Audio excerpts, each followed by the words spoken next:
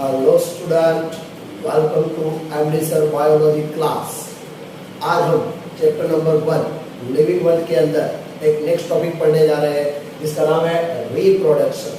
आज हम रिप्रोडक्शन के बारे में पढ़ेंगे। रिप्रोडक्शन क्या है? रिप्रोडक्शन एक बायोलॉजिकल प्रोसेस है। रिप्रोडक्शन एक बायोलॉजिकल प्रोसेस है in which organism produce young ones similar to itself. मतलब कि हमने आगे 10th में पढ़ा है कि रिप्रोडक्शन एक बायोलॉजिकल प्रोसेस है जिससे organism produce young ones similar to itself, मतलब कि अपने जैसा ऑर्गेनिज्म प्रोड्यूस करता है, नया ऑफस्प्रिंग प्रोड्यूस करता है। तो ये बायोलॉजिकल प्रोसेस की बात है रिप्रोडक्शन। लेकिन हमें इस चैप्टर के अंदर इसके फीचर्स के अंदर क्या रिप्रोडक्शन डिफाइंड फीचर है या नहीं है उसके बारे में बात करना है। तो रिप्रोडक्शन के अंदर देखते हैं कि there are two types of reproduction. One is a sexual reproduction and another one is a asexual reproduction. सबसे पहले बात करते हैं सेक्सुअल रिप्रोडक्शन। सेक्सुअल रिप्रोडक्शन के अंदर मेल और फीमेल ऑर्गेनिज्म पार्टिसिपेट करते हैं। मेल और फीमेल ऑर्गेनिज्म पार्टिसिपेट करते हैं और वो गैमेट बनाते हैं, मतलब कि गैमेट फॉर्मेशन। उसके बाद गैमेट ट्रांसपोर्ट होते हैं और ट्रांसपोर्ट होने के बाद वो गैमेट जाइगोट बनाते हैं, जाइगोट। और जाइगोट के अंदर से नया ऑफस्प्रिंग प्रोड्यूस होता है। अब जो सेक्सुअल रिप्रोडक्शन है उसके अंदर मेल और फीमेल दो गैमेट बनते हैं। इसके लिए याद रखना कि सेक्सुअल रिप्रोडक्शन के अंदर हमें जेनेटिक वेरिएशन देखने मिलते हैं। जेनेटिक वेरिएशन इसके अंदर हमें देखने मिलते हैं क्योंकि इसके अंदर दो ऑर्गेनिज्म पार्टिसिपेट करते हैं। तो इस जो नया ऑफस्प्रिंग बनेगा उसके अंदर जेनेटिक वेरिएशन हमें देखने मिलेंगे।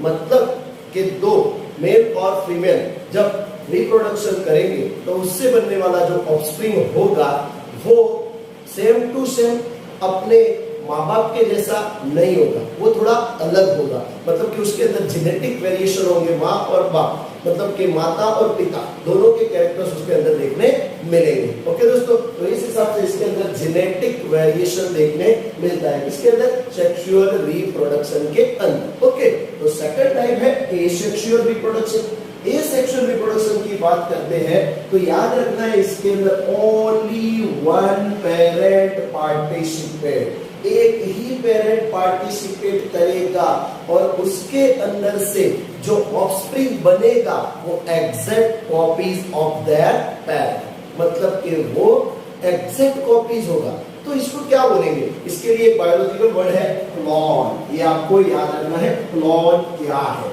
क्लोन मतलब कि जो ऑफस्प्रिंग प्रोड्यूस होगा वो जेनेटिकली और morphologically exact copies of the parent, मतलब कि अपने पेरेंट के जैसा ही होगा, एग्जैक्ट कॉपी। तो एसेक्सुअल रिप्रोडक्शन के अंदर क्लोन मिलते हैं। तो क्या सेक्सुअल रिप्रोडक्शन के अंदर क्लोन बनेंगे? नहीं, उसके अंदर क्लोन नहीं बन सकते क्योंकि उसके अंदर दो लिविंग ऑर्गेनिज्म पार्टिसिपेट करते हैं, एक मेल और एक फीमेल। तो यहाँ पे क्लोन नहीं बनेंगे। लेकिन एसेक्सुअल रिप्रोडक्शन के अंदर जो ऑफस्प्रिंग प्रोड्यूस होता है वो exact copies of their parent होता है, इसके लिए उसको बोला जाएगा क्लोन। ओके, उसके बाद कुछ एग्जांपल्स दे लेते हैं, कुछ टेक्निक्स की बात कर लेते हैं। तो सबसे पहली टेक्निक है बड़ी, ईस्ट और हाइड्रा। स्टैंडर्ड टाइम में आपने सुना होगा, ईस्ट का जो एग्जांपल था वो स्टैंडर्ड टाइम में आपने सुना होगा। ईस्ट और हाइड्रा जो होता है उसके अंदर, ये हाइड्रा का एग्जांपल मैंने लिया है, ये हाइड्रा जो होता है उसके अंदर एक बर्ड बनता है और ये बर्ड पेरेंट सेल से अलग होकर नया ऑफस्प्रिंग बनाता है, मतलब कि इसके अंदर से ही बना है। तो बेसिक सी बात है कि exact copies of their parent. तो याद रखना है बड़ी किसके अंदर देखने मिलता है? तो बड़ी देखने मिलता है hydra and yeast. Okay, clear दोस्तों? Okay, hydra and yeast. तो याद रखना है हाई बड़ी मतलब के हाइड्रा एंड ईस्ट के अंदर हमें क्या देखने मिलता है? बड़ी। एसेक्सुअल रिप्रोडक्शन की कौन सी टेक्निक देखने मिलती है? बड़ी। उसके बाद कुछ फंगाइस जो होती है उसके अंदर स्पोर्स प्रोड्यूस होते हैं, फंगाई के अंदर स्पोर्स प्रोड्यूस होते हैं और एसेक्सुअल रिप्रोडक्शन के अंदर वो स्पोर्स के थ्रू रिप्रोडक्शन करता है। उसके अलावा regeneration, what is the meaning of regeneration? Regeneration की जब हम बात करते हैं तो उसका एग्जांपल मैंने यहाँ पे ड्रॉ करके रखा है कि रीजनरेशन के अंदर समझ लो कि ये एक लिविंग ऑर्गेनिज्म है, उसको 3 हिस्सों में काट दिया जाता है या तो कट हो जाता है, तो उसका हर एक हिस्सा अलग हो जाता है और वो हर एक पार्ट अपना नया ऑफस्प्रिंग बना लेता है, मतलब कि वो पूरा पार्ट नया ग्रो कर लेता है। समझ लो कि इसके पास ये पार्ट है, ये नीचे का पार्ट नहीं है तो ये बना लेगा। इसके अंदर ये पार्ट प्रेजेंट था, इसने ये और ये पार्ट बना लिए।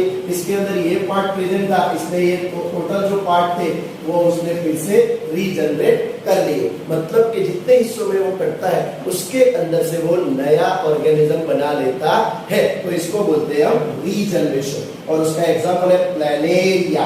एग्जांपल याद रखना, प्लैनेरिया, प्लैनेरिया। रीप्ले मतलब रीजनरेशन प्लैनेरिया में देखने मिलता है। Is that clear? ओके। उसके बाद आगे बढ़ते हैं, नेक्स्ट और एक टेक्निक है फ्रेगमेंटेशन।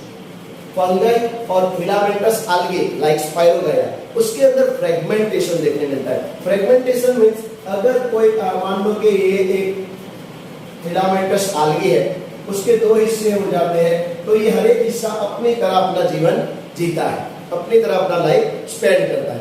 ओके, यहाँ पे क्या था, वो जो हर एक हिस्सा था वो अपने बाकी के पार्ट ग्रो कर लेता था, बाकी के पार्ट ग्रो कर लेता था। तो रीजनरेशन और फ्रेगमेंटेशन में ये थोड़ा डिफरेंट है। ओके, तो फ्रेगमेंटेशन के एग्जांपल कौन से हैं? फंगाई है, फिलामेंटस आल्गी। ओके दोस्तों, इसी तरह से ये वीडियो के अंदर आपको हर एक बात समझाई जाएगी डिटेल के अंदर, जिससे आपको पता चले कि नीट के अंदर अगर कोई क्वेश्चन आता है तो वो इजीली इसको सॉल्व कर सकते हैं। उसके बाद एक और टेक्निक है फ्रीजन। स्टैंडर्ड 10 में आपने पढ़ा होगा कि अमीबा जो होता है वो अमीबा डिवाइड होकर 2 डॉटर सेल्स बनाता है और वो दो डॉटर सेल्स जो होते हैं वो अमीबा की तरह अपना जीवन स्पेंड करते हैं। मतलब कि उसके अंदर एक के अंदर से कितने 2 अमीबा बनते हैं, तो इसको बोलते हैं हम फ्रीजर। क्या बोलते हैं? फ्रीजर। जो हमारा एग्जांपल था स्टैंडर्ड 10 के अंदर बाइनरी फ्रीजर, मतलब कि एक के अंदर से 2 अमीबा बनना। Is that clear? तो ये बात एक एग्जांपल आपको याद रखना है अमीबा। क्लियर? समझ में आ गई बात? तो ये सभी जो चीजें थी ये हमें याद रखनी है। उसके अलावा यूनिसेल्यूलर के अंदर रिप्रोडक्शन किस तरह से, तो हमने अभी देखा कि अमीबा है वो यूनिसेल्यूलर है, टिस्ट है यूनिसेल्यूलर है।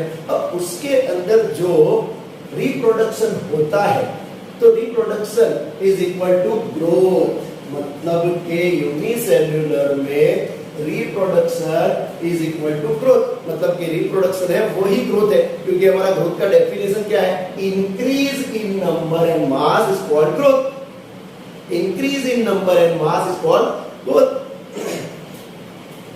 नंबर एंड मास उसको क्या बोलते हैं हम? ग्रोथ बोलते थे। क्या बोलते थे? Growth. Increase in number and mass are called growth.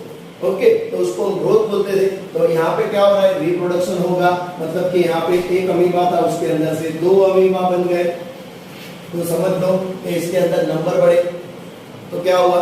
Growth. तो यूनिसेल्यूलर के अंदर सीधा सा याद रखना है reproduction is equal to growth. लेकिन मल्टी सेल्यूलर के अंदर रिप्रोडक्शन और ग्रोथ दोनों अलग अलग है, दोनों अलग अलग है। मल्टी सेल्यूलर जो भी होगा लिविंग ऑर्गेनिज्म उसके अंदर रिप्रोडक्शन अलग है और ग्रोथ अलग है। Is that clear?